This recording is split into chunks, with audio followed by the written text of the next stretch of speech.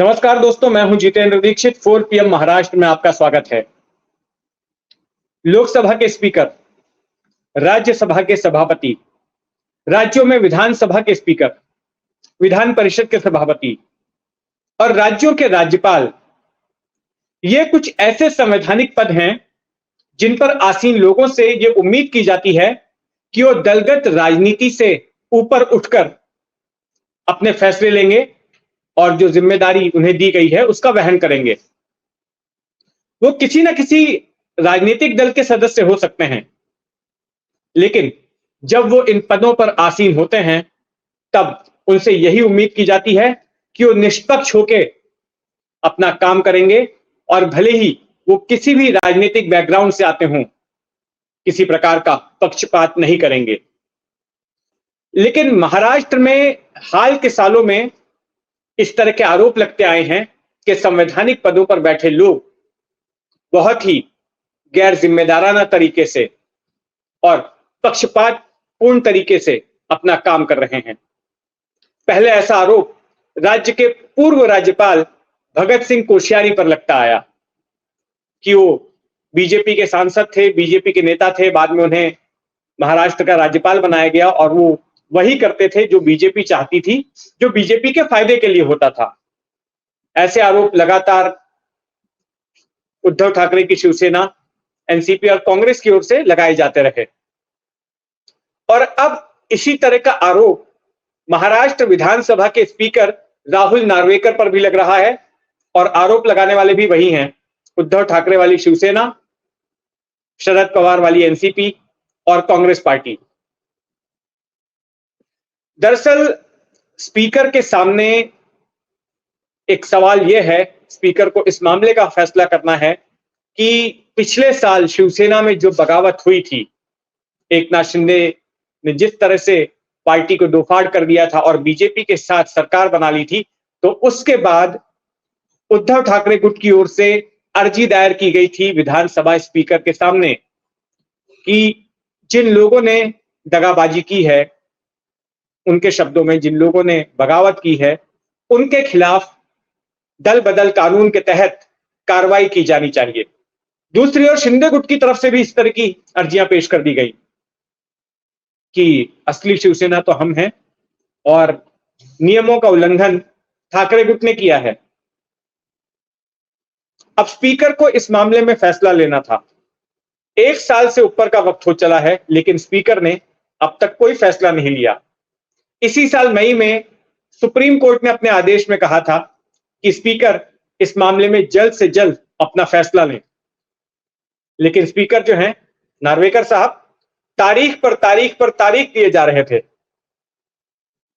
और बीच में तो उन्होंने ये भी कह दिया कि उनके अधिकार स्वतंत्र हैं और इस तरह से उन्होंने संकेत दिए कि सुप्रीम कोर्ट जो है उनके अधिकार क्षेत्र में दखल नहीं दे सकता। लेकिन सुप्रीम कोर्ट ने इस बात को साफ किया कि जब आप एक ट्राइब्यूनल की हैसियत से, एक अदालत की हैसियत से जब आप काम करते हैं, क्योंकि एक जज की हैसियत से ही स्पीकर को फैसला सुनाना होगा कि भाई इन लोगों को अयोग्य घोषित किया जाए या नहीं, तब आप सुप्रीम कोर्ट का आदेश मानने के लिए बाध्य हो जाते हैं, तब आप सुप्रीम कोर्ट से नीचे हैं।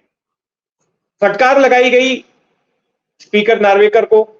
उसके बाद हाल ही में सुनवाई हुई इसी हफ्ते 2 दिनों पहले, और इसमें स्पीकर से कहा गया कि आप बताइए आप कब तक इस मामले में फैसला सुनाएंगे। स्पीकर ने कहा कि 29 फरवरी तक की तारीख दे दीजिए, क्योंकि अभी विधानसभा का शीतकालीन सत्र होने वाला है। इसके अलावा क्रिसमस की छुट्टियां आने वाली हैं, दिवाली है, तो ऐसे में समय लग जाएगा।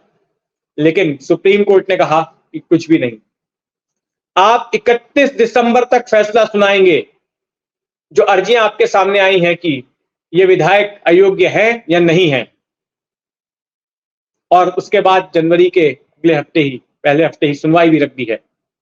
और ऐसी ही अर्जियां इस साल जो एनसीपी में बगावत हुई उसके बाद भी दोनों धड़ों की ओर से रखी गई, तो उस मामले में भी अदालत ने यह कहा कि आप 31 जनवरी तक फैसला सुनाएंगे, यानी कि 2 महीनों का समय शिवसेना वाले मामले में फैसला सुनाने के लिए दिया और 3 महीने का समय एनसीपी वाले मामले में फैसला सुनाने के लिए दिया गया है। तो यानी कि तारीख पर तारीख का ये सिलसिला अब खत्म हो चुका है और आज राहुल नार्वेकर अपना टाइम टेबल जारी करेंगे कि किस तरह से वो अपनी आगे की सुनवाई करने वाले हैं, ताकि 31 दिसंबर तक वो शिवसेना वाले मामले में फैसला सुना दें।